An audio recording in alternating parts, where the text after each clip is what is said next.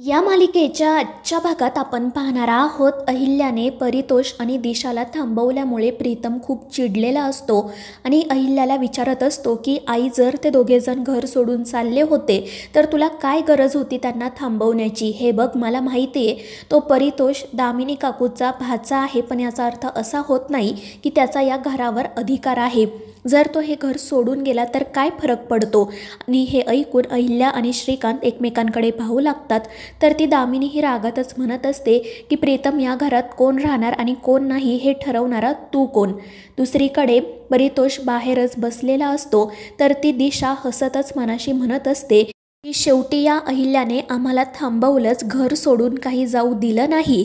आता लवकरच तिला माझा गृहप्रवेशही करावा लागेल.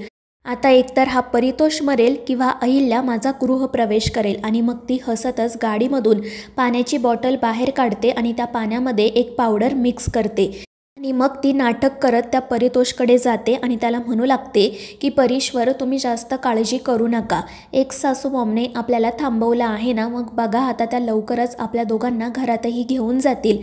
तुम्ही उगाच टेन्शन घेऊ नका, थोडंसं पाणी प्या. आणि मग ती पाण्याची बॉटल परितोषकडे देते. परितोष पाणी पितो. त्यामुळे दिशा तर खूपच खुश होते आणि हसतच त्याच्याकडे बघू लागते. तर इकडे प्रीतम अहिल्याला म्हणत असतो की आई, सांग ना, तू त्या परितोषला कशासाठी इथे थांबवलं आहे? मला कळतच नाहीये की तुझा त्याच्यावर इतका जीव का आहे. आणि हे ऐकून मग अहिल्या श्रीकांतकडे पाहते. तर तो तिला त्यांना सगळं काही सांगूयात असा इशारा करतो. आणि मग अहिल्या घरातील सर्वांना सांगू लागते की परितोष या घरासाठी खूप महत्त्वाचा आहे, कारण त्याने या घरावर खूप मोठे उपकार केले आहेत. आणि मग ती काही वर्षांपूर्वी नेमकं काय घडलं होतं हे घरच्यांना सांगते. त्यावेळी श्रीकांत आणि परितोष ऑफिसला जाण्यासाठी निघालेले असतात. परितोष श्रीकांतला म्हणत असतो की काका, खरं तर बिझनेसच्या खूप आयडियाज माझ्या डोक्यात आहे, पण मला ना आधी थोडासा अनुभव घ्यायचा आहे. त्यामुळे मला असं वाटतं की मी तुमच्या कंपनीमध्ये एम्प्लॉई म्हणून जॉईन व्हावं.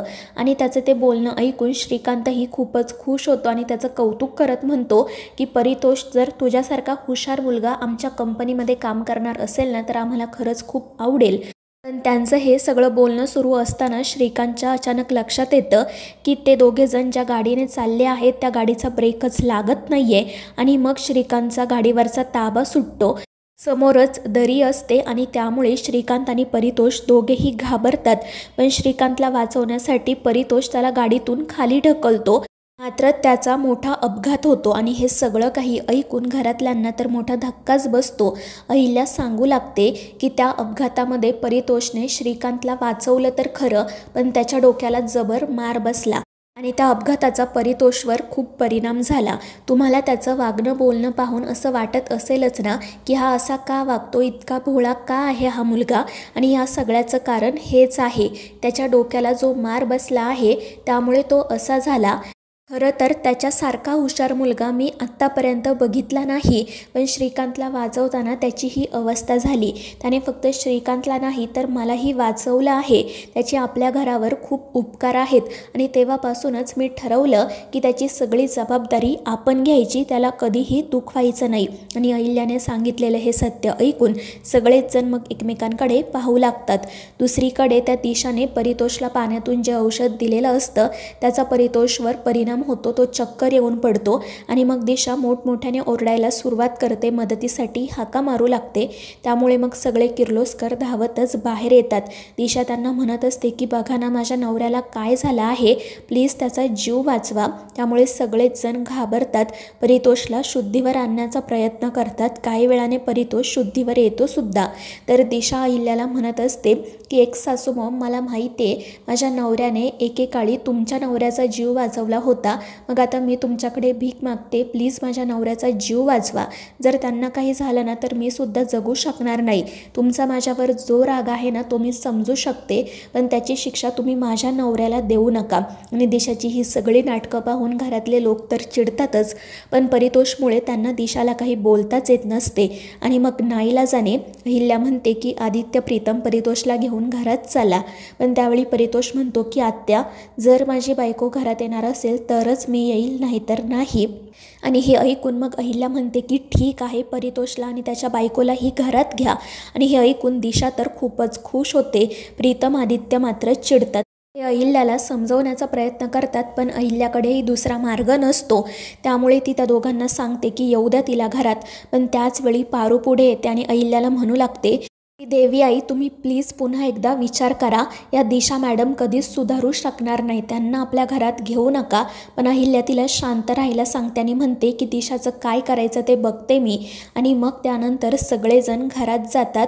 परितोष आणि दिशा मात्र दारातच उभे असतात. अहिल्या परितोषला विचारते की आता काय झालं. तर परितोष म्हणू लागतो की आत्या, माझ्या बायकोची एक इच्छा आहे, तिला माप ओलांडून या घरात गृहप्रवेश करायचा आहे. तू प्लीज तिची एवढी इच्छा पूर्ण कर. आणि हे ऐकून अहिल्या खूप चिडते. सगळेच जण रागात दिशाकडे पाहत असतात. पण मग काही पर्याय नसल्यामुळे सावित्री दारामध्ये माप ठेवते. तर दिशा हसतच मनाशी म्हणत असते की अहिल्या बघ आता मी तुझं हे घर कसं उद्ध्वस्त करते ते. आणि मग त्यानंतर ती माप ओलांडून परितोषसोबत गृहप्रवेश करते. सगळेच जण रागात तिच्याकडे बघत असतात. पण ती मात्र नाटक करत म्हणत असते की एक सासूमॉम, मला माहिती आहे तुम्हा सगळ्यांचा माझ्यावर खूप राग आहे, पण मी ना खरंच आत्ता स्वतःमध्ये खूप सुधारणा केली आहे. आता यापुढे मी तुम्हाला कोणताही त्रास देणार नाही, तुम्हा सगळ्यांचं मन जिंकून घेईल. मला माहिती आहे या घरामध्ये माझ्यासोबत आणि माझ्या बहिणीसोबत काय काय घडलं आहे, त्यामुळे मी पुन्हा ती चूक कधीच करणार नाही. पण त्यावर अहिल्या काही उत्तर देत नाही. ती आदित्य आणि प्रीतमला म्हणते की परितोषला त्याच्या खोलीत घेऊन जा. त्यामुळे मग ते दोघेजण परितोषला घेऊन जातात. अहिल्या इतरांना देखील आपापल्या खोलीत जा म्हणून सांगते. आणि त्यामुळे हॉलमध्ये फक्त अहिल्या, दिशा आणि पारूच उरतात. अहिल्या मुद्दाम पारूला थांबवून घेते, पण ती तिला काही सांगणार त्याआधीच दिशा म्हणू लागते की एक सासू मॉम, जसं पारूने या घरातील सगळ्यांचं मन जिंकलं आहे ना, तसंच मी सुद्धा तुम्हा सगळ्यांचं मन एक ना एक दिवस नक्की जिंकेल. जशी पारू 24 तास तुमची सेवा करत असते ना, तशीच आता यापुढे मी देखील करेल. तुम्हाला मी तक्रार करण्याची एकही संधी देणार नाही. आणि हे ऐकून अहिल्या दिशाला स्पष्टपणेच सांगते की जर तुला असं वाटत असेल की तू तुझ्या मर्जीने या घरात आली आहे, तर तसं नाही आहे. तू माझ्या मर्जीने या घरात आली आहे आणि आता यापुढे तुला श्वाससुद्धा माझ्या मर्जीनेच घ्यावा लागेल. तू आत्तापर्यंत या घराच्या बाहेर राहून आमच्या विरुद्ध काही ना काही कारस्थानं करत होती, पण आता आमचं 24 तास तुझ्यावर लक्ष असेल इतकंच लक्षात ठेव. आणि मग ती पारूलाही सांगते की जा आणि परितोषसाठी काहीतरी जेवण बनव. त्यावर पारू हो म्हणते आणि तेथून निघून जाते. अहिल्यासुद्धा तेथून निघून जाते. दिशा मात्र म्हणत असते की एक सासू मॉम, आता लवकरच तुम्हाला कळेल इथे कोण श्वास घेतंय आणि कोणाचा श्वास थांबतोय ते.